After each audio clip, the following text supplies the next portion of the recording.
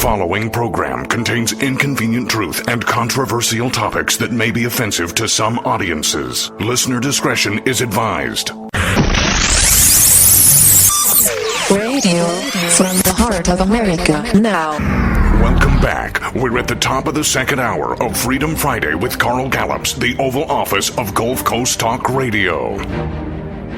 All right, good afternoon. This is Nick Stewart in for Carl Gallups. Welcome back to Freedom Friday. We lost Mike Shoesmith. Hopefully he'll call back here in just a moment because we've got some great stuff to talk about this afternoon still yet going on. So looking forward to what he has. He's got some great information and talking about gender identity and gender dysphoria. And, you know, this has become quite the ordeal. And he mentioned it before we went into the news break. That, you know, even just calling people a what is it called? Mispronouncing them, I guess. That's not the word for it, the phrase for it. But it's when you call them by an incorrect pronoun or the one that they don't identify with. So if you call a man who transgenders to a woman him and don't refer to this transgendered woman as a female, then you are guilty of misgendering and you will be called out and you will be, in some cases, like he said in Canada, where they're fining them. And in England, they are jailing them for misgendering. And this is one of those situations that we've got coming up. And it is almost that bad here. We're getting very close to that point in the United States about the misgendering. All right, we've got Mike back on the line. Mike, sorry we lost you, man. So let's talk about the gender dysphoria problem that we have in our country. Yeah, there's a lot of news to cover on this. I'm looking at an article on Breitbart. Have you seen this one? Second Weightlifting Association rejects transgender claims. We're seeing all kinds of news articles out there of people born with the first bookend of gender identity, which is the XXXY bookend. You know, in this system, the sex of an individual is determined by a pair of sex chromosomes, right? This is what we were all taught in class, back in school. Biology. Females typically have two of the same kind of sex chromosome, which is XX, and are called homogametic sex. Males typically have two different kinds of sex chromosomes, X and Y, and are called the heterogametic sex, right? I mean, this is what we were all taught in school. See, inside each of our cells are these things called chromosomes. And they control whether we become a boy or a girl. Right. This is what determines, in fact, even Bill Nye, the quote-unquote science guy, used to say when he had his popular show, how do you determine gender? Because of chromosomes. That's what determines gender. Now, Bill Nye, of course, has taken a giant sack of money and completely reversed his science on that. It's really, for him now, it all comes down to BS. Which is bad science now. That's what it all comes down to with Bill Nye, the science guy. But that's the first bookend of gender identity. And we see in articles now where these men who are identifying as women are being embraced in these certain, like the MMA, right? Right. The martial arts people over there, the UFC. We have these men claiming to be women going in and breaking noses, breaking jaws, giving eye sockets, real women concussions, eye sockets. And now we have this story on Breitbart. Second Weightlifting Association rejects transgender claims. So now they're fighting back a little bit here. The leading U.S. Weightlifting Association has formally excluded transgender males from its women's division, marking another win for supporters of women athletes. Breitbart, count on Breitbart to put the proper language into perspective here, right? Delegates at USA Powerlifting voted 46-4. Can you imagine that? 46-4 to keep their transgender participation policy amid pressure from well-funded transgender athletes. Now, what's this all about? We commend USA Powerlifting in their decision to preserve women's sports, said a statement from Beth Stelzer, founder of Save Women's Sports. She continued, some strong women and men dug in their heels in defense of the truth. It is not fair to force women to compete with men. Thank you very much. Yeah. USAPL proved it honors and values women in this sport. We won't forget it. I encourage women and men to support this decision to let the leadership know. But here we have a tragic story here. I don't know if you saw this.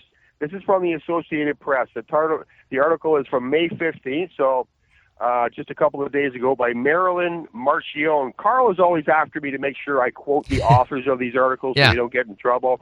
When the man arrived at the hospital with severe abdominal pains, a nurse didn't consider it an emergency, noting that he was obese and had stopped taking blood pressure medicines. In reality, Nick, he was pregnant. Yep. A transgender man in labor that was about to end in a stillbirth. The tragic case described in Wednesday's New England Journal of Medicine points to larger issues about assigning labels or making assumptions in a society increasingly confronting gender variations in sports, entertainment, and government. In medicine, there's a similar danger of missing diseases such as sickle cell and cystic fibrosis. I want the audience to pay close attention to this sentence, okay? In medicine, there's a similar danger of missing diseases such as sickle cell and cystic fibrosis that largely affect specific racial groups, the authors wrote. So they are conflating race with gender identity here. Wow. But if someone who is black identifies as white, and we had that case a couple of years ago with that white girl who identified as black. Dolezal, I can't remember her name now. You maybe you Dolezal, that's right. Yep. But if somebody walks around in whiteface claiming to be a white person, black people are, and this is not a racial statement, black people are more susceptible to certain diseases than white people.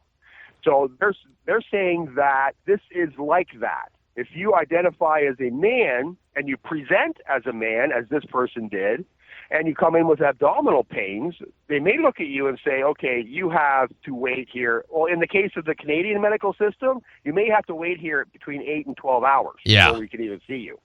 And so in this case, the person was pregnant. And then the AP quotes people at the hospital who said, quote, he was rightly classified as a man, if you can believe why they would say this. He was rightly classified as a man in the medical records. It appears masculine, Strumsa said, but that classification threw us off from considering his actual medical needs. Why? Because his medical needs were a reflection of the fact that the first bookend tells us this is a woman. This is not a man. This is a woman who was pregnant and nobody knew it. So what happened was this went on for so long that the umbilical, I'll just wrap up this story here. This went on for so long that the umbilical cord, what they didn't know, was dropping out down into the birth canal, plugging everything up, and killed the baby. Killed the baby. This baby was born. Now, at the time when the patient presented with these symptoms, they could have done an emergency C-section and gotten this baby out, according to this article. But because of this gender issue, gender dysphoria, as you so rightly put it, this resulted in the death of this baby. Wow. So look for more tragedies like this to come, Nick. But right now, I am wrapping up research on my newest book. The working title is "The Gay Recipe and the Bookends of Gender Identity." That is the working title for this book. And so what are the bookends of gender identity? The first one we've already touched on. It's biological, okay? It is the chromosomes determine your gender identity, according to Bill Nye the Science Guy. If you go into Google or YouTube and look up Bill Nye says chromosomes determine gender identity. Chromosomes contain all of the genetic information, all of the instructions you need to make a person. That video is still on YouTube. I can't believe they're not taking it down. I can't believe that either. That's amazing. But so what's the other bookend? I've got an amazing story for you here, okay? My precious mother-in-law, she passed away a number of years ago, and her family had her cremated, okay? I did the funeral, and it fell upon me to go to the funeral home to gather up her ashes. So I show up at the funeral home, and I was just curious as I was waiting for the ashes to be brought to me. I asked the funeral director, what is entailed in cremating a human being's body? What is that process? What does that look like? And he said, well, it's all done by computer now. Nobody's stuffing coal or wood into a fireplace anymore. It's all done by computer now. And they set up the parameters for the person in the computer program. I said, wait a minute. What are these parameters? What are they putting in the computer? He said, well, they're putting in weight, age, and a few other things. And then he said they put in gender, whether it's a male or a female. I said, wait a minute. Hold the phone here. What do you mean they have to put in gender? And he said, well, yeah, of course. Like a man's skin is 30% thicker than a woman's. A man's bones are thicker than a woman's. And a man's pelvic structure is different from a woman's. I said, wait a minute. Let me put this scenario to you, okay? I'm talking to the funeral director. Let me put this scenario to you. If Caitlyn Jenner landed in my town for whatever reason and mysteriously died and had to be cremated in this town, what would you put in the computer as the parameters for Caitlyn Jenner? He said we would have to put in male. We would have to put in male. Because if we put in female, Caitlyn Jenner's skin would not fully burn, the bones would not fully burn, and we just wouldn't have a full burn on his body. And that's the problem. So Caitlyn Jenner would die as Bruce Jenner. So he's born Bruce Jenner because, again, according to Bill Nye, because of chromosomes, because of biology, and then because of death, which is the other bookend, that is determined. You can, Nick, you can identify as a toaster. Exactly. It doesn't matter how you identify yourself on this planet. It's the bookends of gender identity that have the final say. And at the end of the day, death has the final say, because let's say Bruce Jenner died in my hometown, and it was a tragic death, but the family decided to have him buried in my hometown or wherever. It doesn't really matter. 1,000 years from now, some anthropologists, archaeologists, whatever ologist you want, happens to dig up Jenner's body. There will be no skin, no organs, no anything. The only thing left will be the bones. And you know what they will say? That was a dude. Yep, Why? There's a male. Because of bone structure, bone density, and pelvic structure. A woman's pelvis is designed completely different from a man's, and that's how they tell whether a set of bones, human bones, are male or female, mainly by their pelvic structure. A woman's pelvis is designed to spread to accommodate childbirth. A man's is not. So at the end of life is the determining factor in your gender identity. Nobody's getting away with identifying themselves with men identifying as women, women identifying as men, and in fact we have large groups of people around the world identifying as cats or dogs. Yeah. You know, these people, Yep. there was a story we covered on Freedom Friday a number of years ago. A girl in England identifies as a cat, uses a litter box, dresses in a cat suit, and then a few months ago we detailed the story of a man who identifies as a dog, Right. lives as a dog, lives in a dog suit, and has people put him on a leash and walk him down the street. And none of this matters when you consider the bookends of gender identity. None of that matters. You are just a bunch of crazy people fighting an end game that is unwinnable. It's unwinnable. You cannot beat the bookends of gender identity. Does that make sense? It sure does. Mike, hold on for me. We got another take another quick break, and we'll be right back. You're listening to Freedom Friday. This is Nick Stewart in for Carl Gallups. Hold on. We'll be right back. An unbearable insult to the herd mentality. Welcome back to Freedom Friday with Carl Gallups, the Oval Office of Gulf Coast Talk Radio. Welcome back. It's 5:22. We've got Mike Shoesmith on the line. We've been talking about gender dysphoria and the bookends. Explain again the bookends for those that are just tuning in. Chromosomes, according to Bill Nye, the Science Guy, determine your gender identity, Nick. You are born with a set of chromosomes, either the same or two different, XX or XY, that determines your gender identity. It's all biological.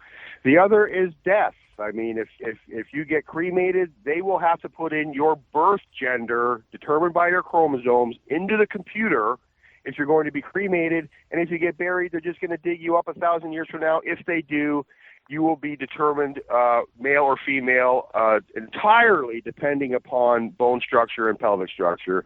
And that will all be decided by your chromosomes as well. There's no fighting that. You can mutilate your body as much or as little as you want. None of that changes anything. Let me talk to the audience about how severe this mental disorder is, the mental disorder of gender dysphoria. My wife and I this is happening in an ongoing situation in my house. My wife and I are foster parents. We now have a 16-year-old young man, we'll call him John, and John is living with us now. He's severely suicidal. He's actually tried to kill himself in my house.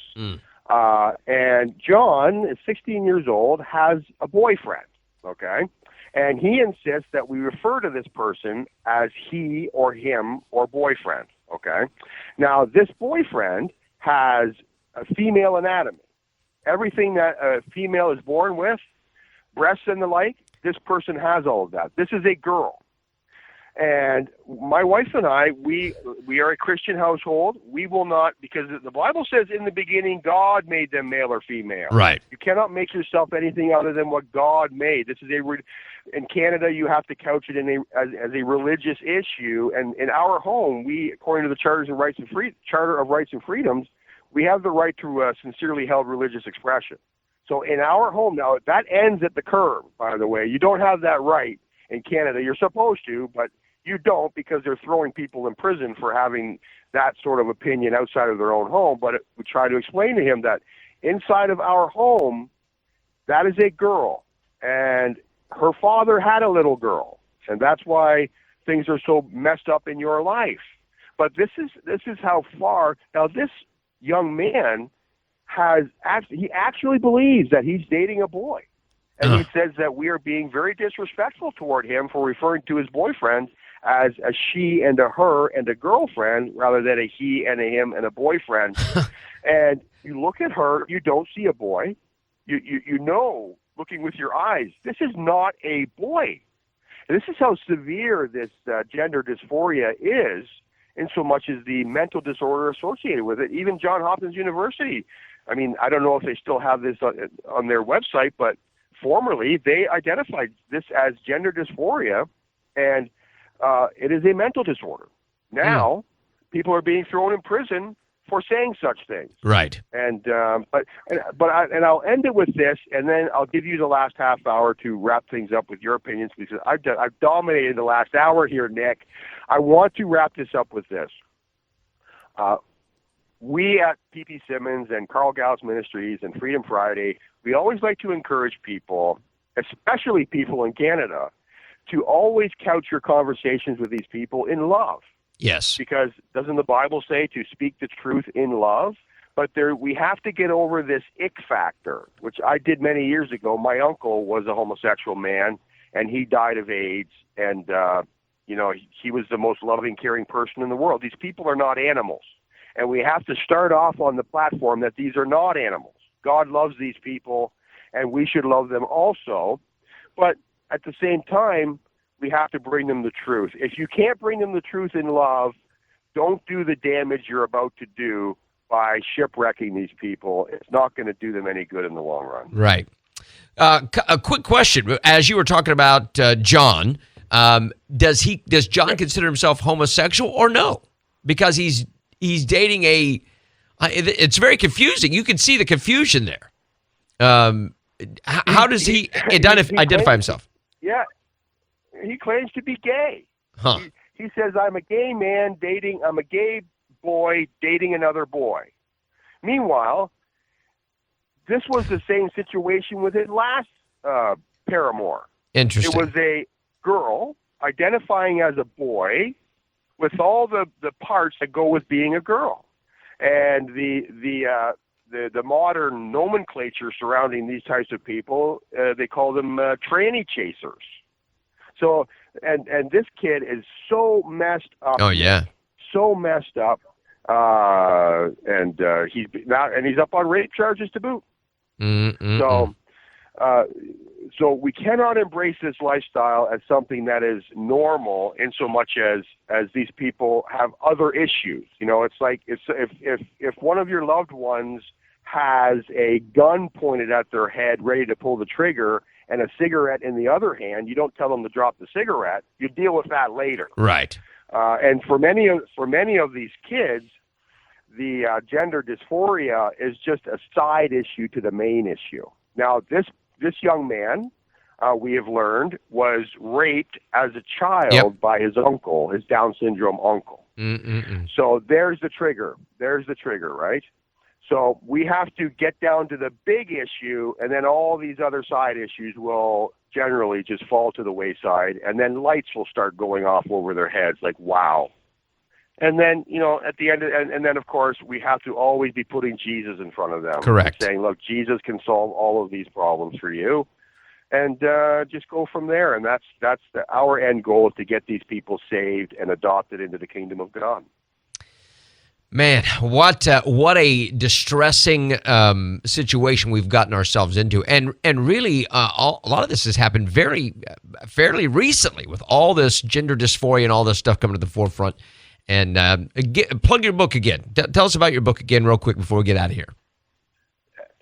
The working title is "The Gay Recipe and the Bookends of Gender Identity." The Gay Recipe and the Bookends of Gender Identity. Look for that in coming months. All right. Mike Shoesmith, thank you so much for being here. It's been a pleasure visiting with you this afternoon, and I hope I get to speak to you next time. God bless you, my friend. Yeah, absolutely. My pleasure. Thanks, Nick.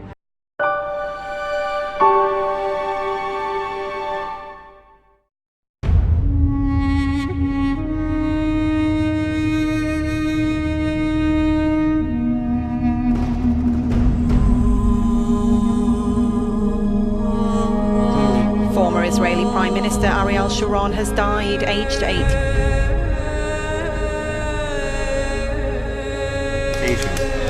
We are with one of Rabbi Kaduri's disciples.